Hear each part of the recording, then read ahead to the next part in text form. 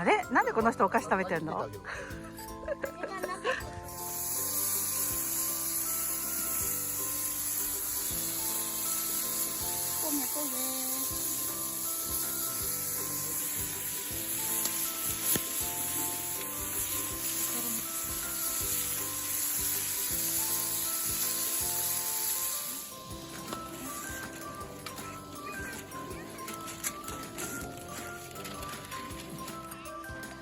あ、いいね、そのとろけ具合。いいみたいの。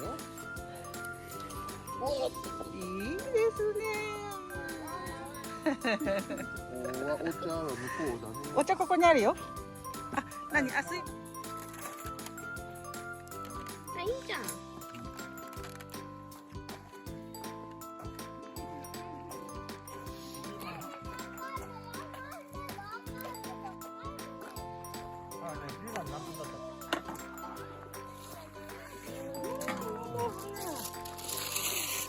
時間は何分？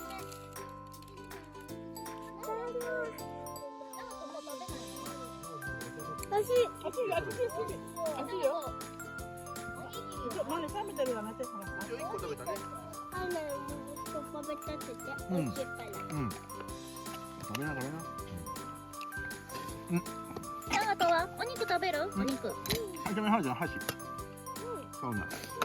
長門お肉食べる？お肉ね持ってたらなんて美味しいの。ほら。焼いたおにぎりは？ピザ美味しいですか、ふっちゃん。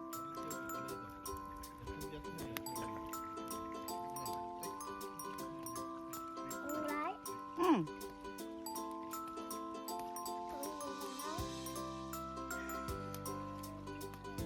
焼きマシュマロに。い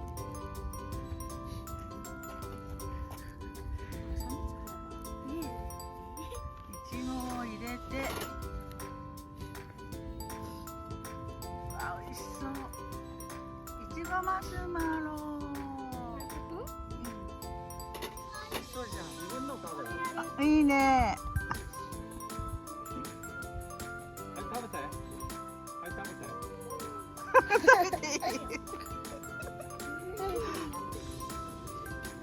いちごだけ食べる。